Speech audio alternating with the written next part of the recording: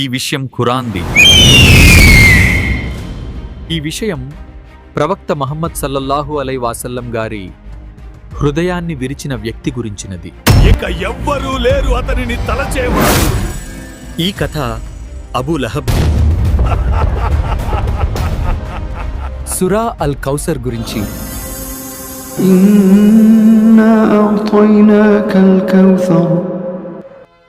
మనం పలుసార్లు సురా అల్ కౌసర్ని మన ప్రార్థనల్లో చదువుతాం. కానీ దురదృష్టం ఏమిటి అంటే దీని యొక్క అర్థం, ఇది అవతరించిన సందర్భం చాలా కొందరికే తెలుసు. అసలు అల్ కౌసర్ అంటే ఏమిటి? అల్లాహ్ దీనిని ఎందుకు అవతరింపచేశాడు? అల్హా, మీరు విన్నారా? అవును, దైవ ప్రవక్త ఈ దైవవాణిని మాతో పంచుకున్నారు. అల్ కౌసర్ గురించి. సుబ్హానల్లాహ్.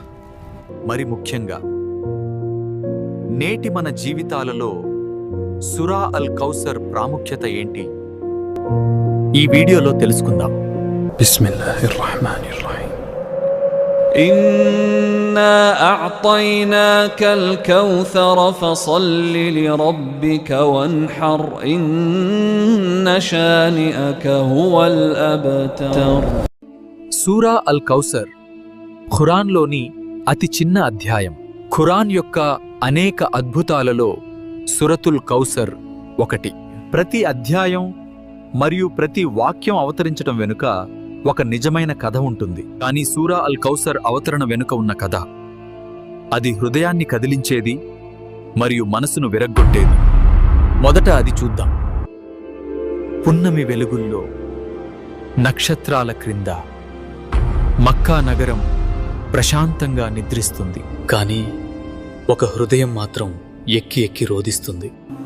ఆ హృదయం మన ప్రియ ప్రవక్త మహమ్మద్ సల్లల్లాహు అలైహి వసల్లం గారిది.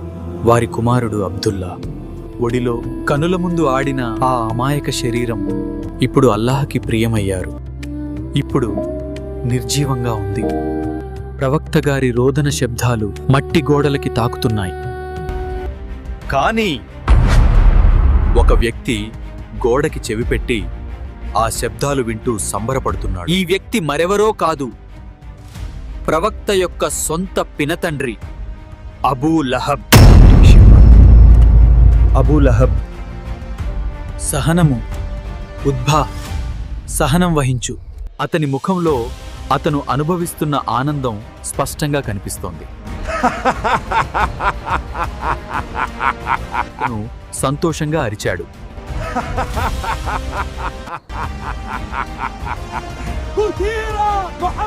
మొహమ్మద్ కి సంతానం లేదు. ప్రవక్త కుమారుడు చనిపోయాడు.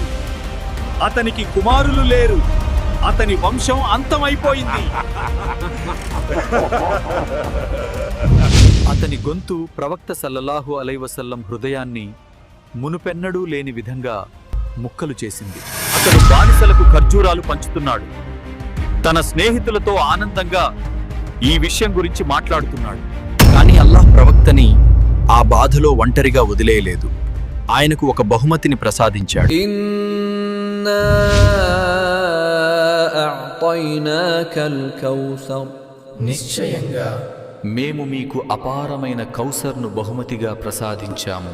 కౌసర్ అంటే స్వర్గంలోని ఎప్పటికీ తరగని నీటి జీవనది. దాని నీరు మంచు కంటే చల్లగా, పాల కంటే తెల్లగా, తేనె కంటే కూడా తీయగా. ఆ నీటిని ఒకసారి తాగితే మళ్లీ దాహం వేయదు. కౌసర్ అంటే ఈ నది మాత్రమే కాదు, అపారమైన మంచితనమని కూడా అర్థం. అల్లాహ్ ప్రవక్తకు ఈ ఖురాన్ను ఇచ్చాడు. ఆయన పేరును అల్లాహ్ విన్నావా? తన అల్లాహ్ స్వయంగా మన ప్రవక్త గారి పేరును తన పవిత్ర నామంతో కలిపాడు.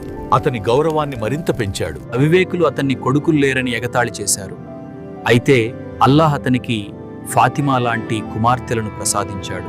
వారి ద్వారా ఆయన వారసత్వం నేటికి కొనసాగుతోంది. ఇవన్నీ కూడా కౌసర్. సూరా అల్ కౌసర్లోని ఇప్పుడు రెండో వాక్యం గురించి తెలుసుకుందాం.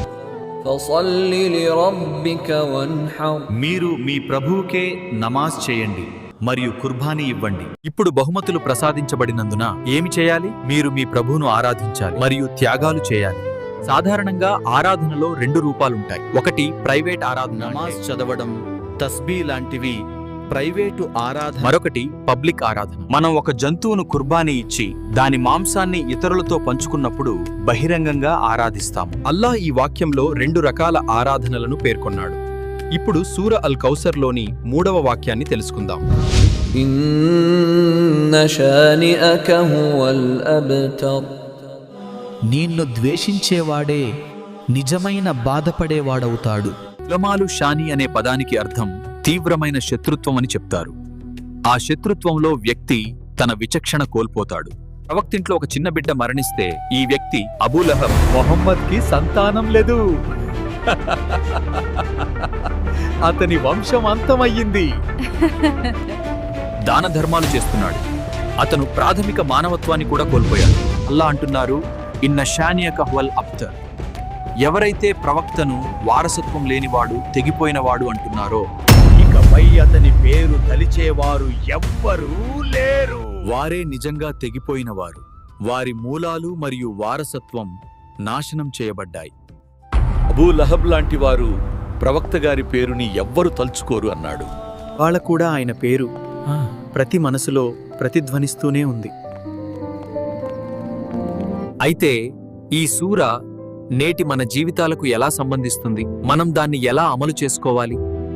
సాధారణంగా కష్టాలొచ్చినప్పుడు ప్రజలు మనపై నవ్వవచ్చు, మాట్లాడవచ్చు. ప్రత్యేకంగా మనకు కుమార్తె పుట్టినా కొంతమంది నిరాశ పడతారు. పాప పుట్టింది. అలా నిరాశ చెందటం అంటే అబూ లహబ్లా ఆలోచిస్తున్నట్టే. అబూ లహబ్ ఏమన్నాడు తెలుసా? ముహమ్మద్కి కొడుకులు లేరు, అతని పేరు అతనితోనే ముగుస్తుంది అన్నాడు. పేరు, వారసత్వం ఇవి అన్నీ కొడుకుల ద్వారానే నిలబడతాయని అతను నమ్మాడు. దురదృష్టవశాత్తు ఇప్పటికీ మనలో చాలామంది ఇదే తప్పు నమ్మకంతో ఉన్నారు.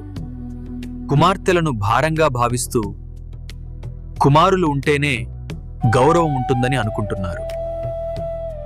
ఈ తప్పు ఆలోచనలను దూరంగా పెట్టండి. ఈ సూరా మనకు చెప్పేది ఇదే. మన గౌరవం, మన విలువ, మనకు ఏ పిల్లలను అల్లాహ్ అనుగ్రహిస్తాడో అదంతా ఆయన జ్ఞానం, ఆయన కరుణలోనే ఉంటుంది. మన బాధ్యత ఆ బహుమతిని ప్రేమగా స్వీకరించడం, గౌరవించడం. మీకు పాప పుట్టింది. సుబ్హానల్లాహ్. ఎవరైనా కష్టాల్లో ఉంటే వారికి తోడుగా నిలవాలి, వారి మనసు చల్లారేలా మాట్లాడాలి. ఎందుకంటే అల్లాహ్ తన ప్రవక్తను కేవలం 3 చిన్న వాక్యాలలోనే ఎలా నమ్మకం కలిగించాడో అదే సున్నితత్వంతో మనము ఒకరికొకరం తోడుగా ఉండాలి. మన కోసం కౌసర్ అంటే ఏమిటి? అల్లాహ్ మనకిచ్చిన ప్రతి మంచిది అదే కౌసర్. ఆరోగ్యం, మన పిల్లలు, మన ఇల్లు, మనకు లభించే ప్రశాంత సమయం, ఇవి ఒక్కోటి అల్లాహ్ ఇచ్చిన ప్రత్యేక ఆశీర్వాదాలు. మన జీవితంలో ఉన్న ప్రతి మంచి, ప్రతి దేవుని బహుమతి అదే మన కౌసర్.